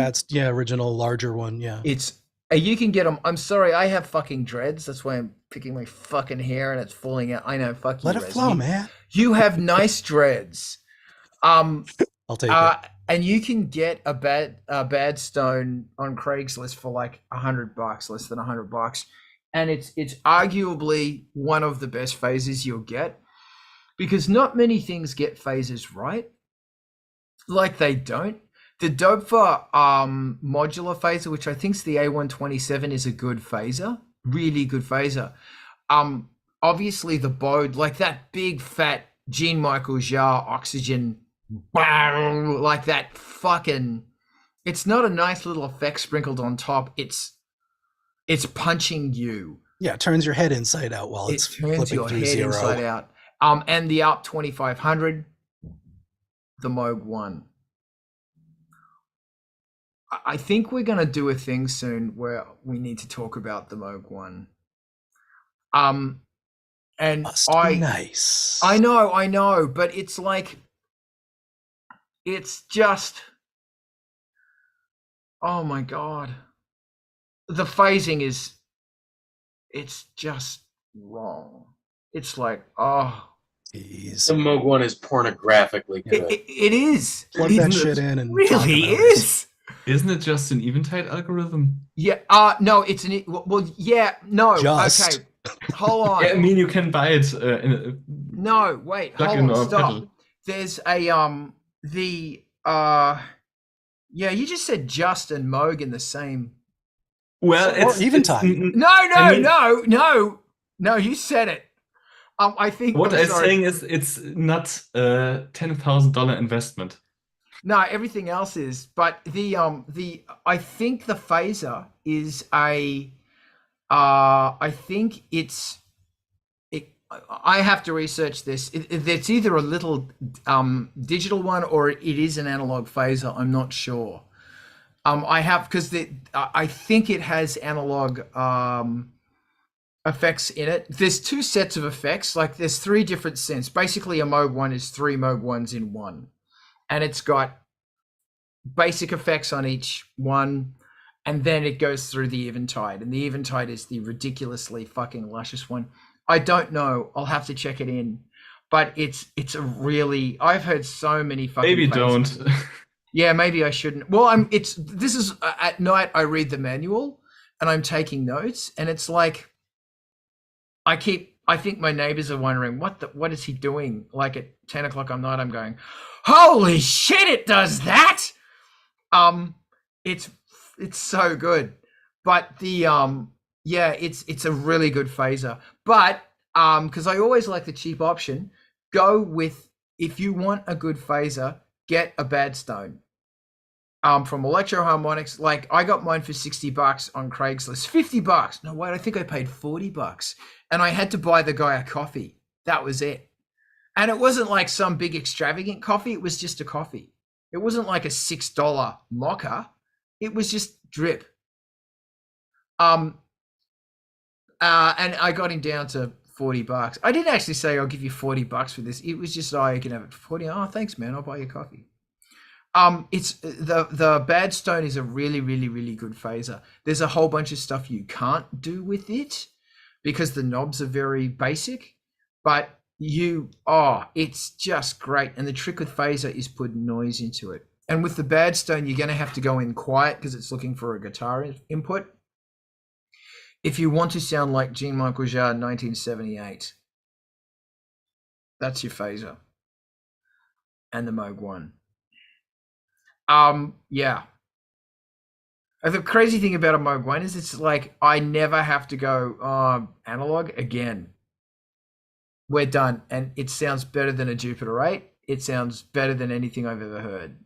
It's so good. Jesus, it's so fucking good. It's ridiculously good.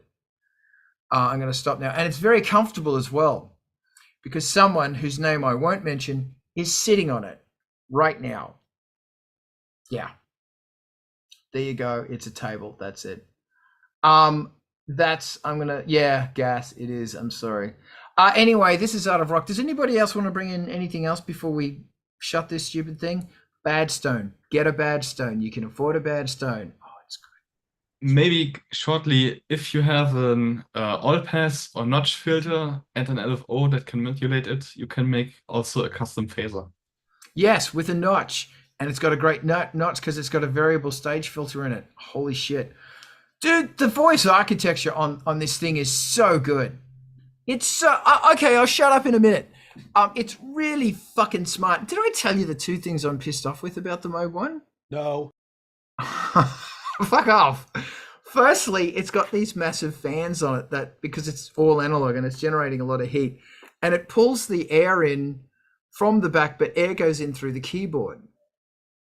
Yeah, so because it's pulling air in from every available thing, and so when I got mine, I went through it with a little cotton bud on a stick. What do you call those things? Cotton bud thing? Q-tip brand, but Q-tip. There you go. And I was because it was in a place that was right next to Sunset Boulevard, and it was I was pulling black out of there and hair and everything because it was getting sucked into it. I was like, there you go. That's the first thing. The second thing is, on the synth, you've got the where the keys have got the plastic bits that drop down at the front, and then the front bit of the keys goes in and it meets that. On the Moog 1, because of the shape of the keys, because it's Moog 1 and everything has to be different, the keys have got this really nice bend to the plastic. Yeah, underneath it. So there's a big gap. And the thing is, I've lost and I normally when I'm writing, Frank's on the move. Normally when I'm writing, I have, Didn't we have this conversation? I sit my pens on the inside lip. And now there are 6 pencils inside the fucking Moog 1 because they keep falling. And it's like, will I ever learn? But it's, I think I said this last week. You turn the thing on and a song comes. And it's like, it's just magical. But anyway. It's funny that they adopted that feature of the Memory Moog also. When you turn the thing on, you can't record in the room. The fans were just grindingly loud. Oh, okay. It does have a quiet version, but they say if it's under this temperature, you can't use the quiet temperature. And it's like, great. Well, we're going up to high 90s from now for the next 3 months. So here we go. And Rob was saying this thing pulls 6 amps. 6 fucking amps. So that means I have to be pulling it off a separate circuit. Although it should be okay because everything. But anyway, Bad Stones, on the other hand, pull 0.1 amp. And it's still a really good phaser. Look, I only care about your cat hair gets everything. I'm done. Fuck this shit. We're going to raid to MTV very shortly. I want to thank everyone. Today was really good. We got a lot of really excellent stuff done. Please join us here, right now, every Saturdays. And if I'm never here, Razzie, thank you again for taking over. Art of Rock, it's here, and we're going to figure out fucking all this bullshit and help you get through all the fucking bullshit. That's Angelspit's Patreon. Please go join it. Razzie, you've also got a Patreon. We need to start advertising that as well. $3 a month, or you can join for free, because there's a whole bunch of the content that goes up there that's free, because I believe that money shouldn't have to buy doors open. That's the new album, Ice Planet 9000. It's evil, and I love it. Industrial Incision, this is the playlist you need to know about. There's a whole bunch of bands here that you need to know. So go onto Spotify, find a band on that playlist that you like, and add them. And right now, we are going to go and raid on over to MTV TV. Diana, that's the go. Please, let's start that raid. And if you're on YouTube or X or Facebook, MTV TV, that's where we're going to go hang out. And it's really bloody good music, so support them. They've also got a Patreon. Right there. Cool. Let me know when we've raided, and I'll kill the stream here. And we're going to stay back here and keep talking about wonderful shit, although I have to go and do shopping. And register to vote. Register to vote. Raid done. Good on you. Raid's done. All right, I'm going to kill this thing. You rock, and I will see you next week, as long as I can remember. How do you stop? There it is.